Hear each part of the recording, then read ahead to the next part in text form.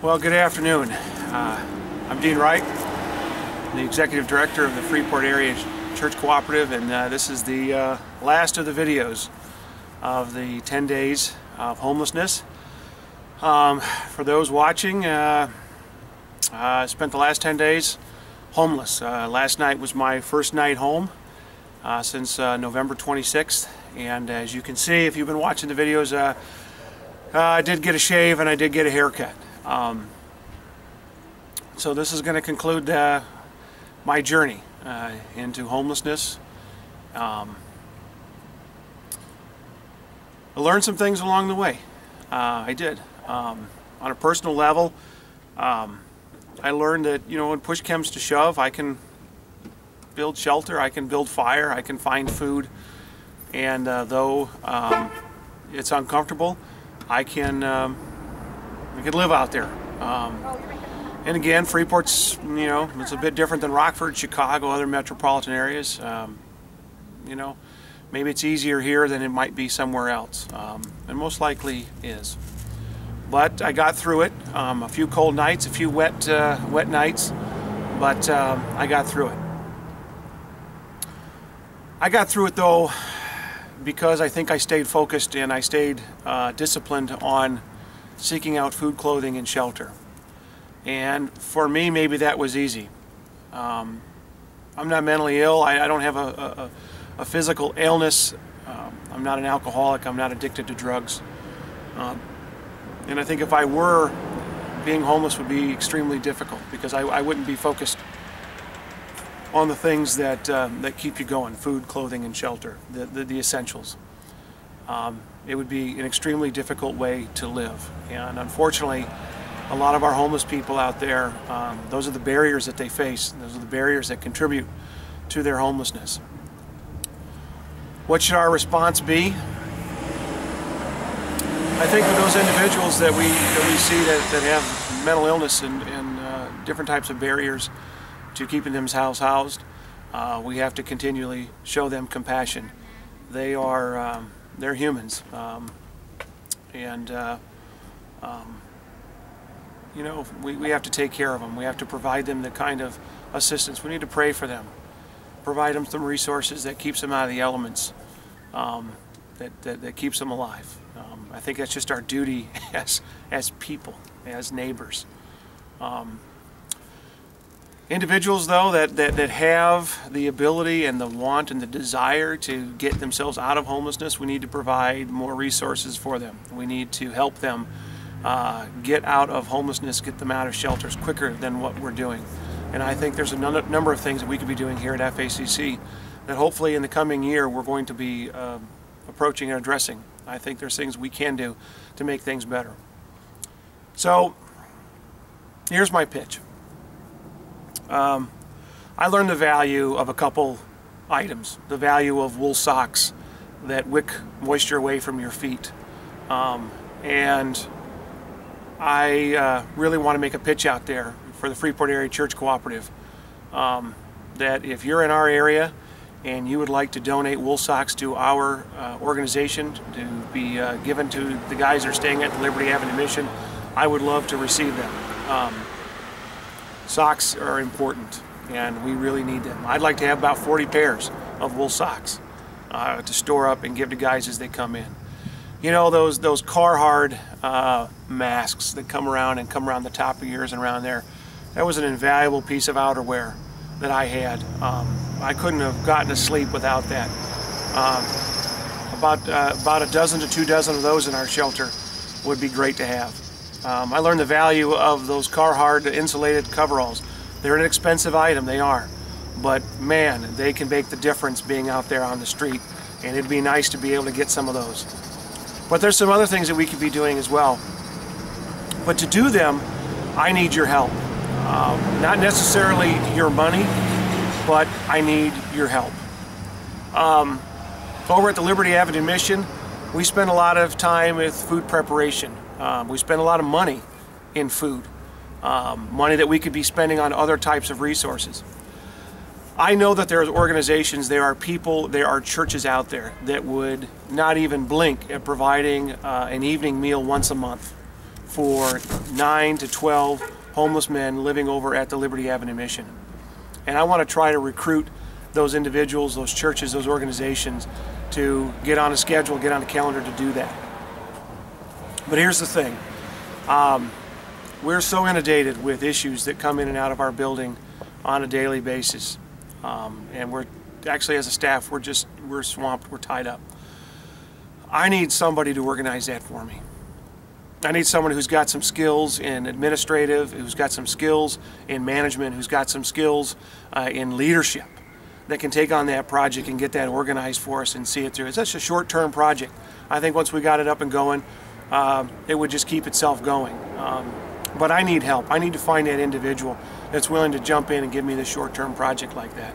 And I hope that through this video and through this experiment that I find that individual, that you call me at FACC and volunteer your expertise to help me get that part of that organized. For women that are staying in our transitional housing, they're typically younger, they're single mothers. I need women mentors. I need mothers and grandmothers. Many of the girls that we have, and I call them girls because many of them, that's just what they are. They're girls. They're 17, they're 18, they're 19. And many of them just don't come in equipped with how to take care of their kids, equipped with the skills that they need to manage a household. And we have plenty of good mentors out there. If they were willing to give their time, we would love to have them. We need them. But again, here's the situation. Time is of an essence. Time is critical for what we do over here. I need someone to help organize those mentors, to help recruit those mentors, to help bring those mentors in. I need someone with, again, those skills in administration and management, who have leadership skills that will go out and do that, recruit those mother mentors that we need for our transitional housing program for homeless families. If you're that kind of person, I need you to call me. You know, there's guys over at our shelter right now, they're very qualified. They're not afraid to work. They're willing to do what they got to do to get themselves out of homelessness. I've had plenty of ideas. Man, jobs are just tough to get around here. They just aren't showing up, and I hope they show up soon. I pray that they show up soon, but they're not here. But I wonder if we can't make some of our own work, if we can't be entrepreneurial in spirit, create a social enterprise, some transitional employment opportunities that can help get some of our guys with just a little bit of money in their pocket, but also give them some experience, show the people, that other employers, permanent employers, that these are employable men and women. I'd love to start some sort of social enterprise, some business, something that not only provides the work that our guys could do, provides them with a little bit of money. And if in doing so there's a profit left over for FACC, well, there's a profit for FACC. You know where I'm going to go here, though. I need a businessman. I'm not a businessman. I run an organization. I do these crazy things like 10 days of homelessness. I need a businessman, a retired businessman, a current businessman, somebody who's got the entrepreneurial spirit, that knows how to run and set up business, that understands marketing, understands pricing, understands what it is that we would do. If you're that guy, I need you to call me. I need you to get a hold of me. I think that could be possibly the wave of the future for us, is getting into more and more social enterprise and actually empowering ourselves to provide ourselves with some of our own resources. I think that's a way to go for the future, and I'm hoping we can do that, but I need someone to help me do that. You know, on a bigger level, on a community level, this 10 days of homelessness was somewhat of a little bit of an outrageous act. I'm not sure that we've seen this around in Freeport for quite a while. Maybe Dick Weiss staying up on top of the Cub Foods roof to raise money might be the last one that anybody can really think of. And maybe it was just a little out there. But I'm just convinced more than ever that those are the kinds of things that we need to be doing as a community.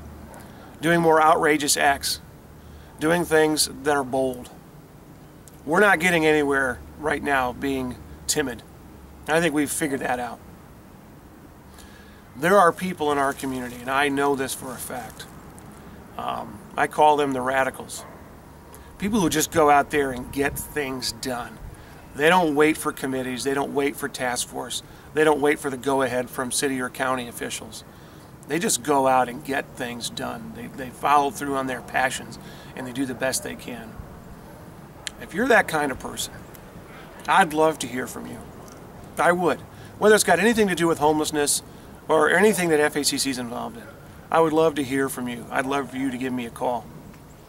Just to brainstorm and just to get together, just to figure out, is there any more people out there like me that just sees things maybe slightly different than maybe what they're seeing before. We got a lot of issues to tackle here. You know, I could go on and on about safe housing. I'm going to save that for a different time. But there are other things that need to get done around here, and I think the only way they're going to get done is if we just get radical about getting them done. And the only way that gets done if there are leaders, radical leaders, that will push that envelope to get them done. I know you're out there. I don't think there's probably very many of you in Freeport, but I know there's a few, and I need you to call me. People can get a hold of me on Facebook. They can call me at FACC at 233-0435, and they can also email me at deanfacc@arrowinc.net. I hope something comes out of it. I think I've helped raise maybe the level of awareness of homelessness in our community, and I think I've raised maybe the level of compassion maybe that we show the homeless when we see them in our communities. I hope that I've done that. Time will tell whether that has happened or not. It's been a bit of a tough journey, but it's been a great journey. I'm not sure right now if I would say I would do it again, but I'm not sorry that I did it. I want to thank everyone who supported me in this journey, all those people that sent those positive messages, those reinforcing messages that kind of helped me, you know, go during this time and kept me going. I had some low spots, and you guys kept me going, and I really appreciate that. I also want to say thank you to my wife, Carrie, who put up with this. She was a single mom for 10 days with 4 girls, and I can't imagine the stress that was put on her. Not only the stress of just running a household by herself, but also the stress of really not knowing if I was going to be safe or not. And I know my in-laws, her parents, Tom and Darlene Schultz, I know they pitched in a ton too, and you know, I thank them as well. That's what family's supposed to do, and I'm glad to have my family. It's been great. It really has. I guess I really don't have much to say about it. Thank you again for tuning in. Thank you for your support of FACC, of this project. We really truly do appreciate it. Have a Merry Christmas and a blessed New Year. Thank you.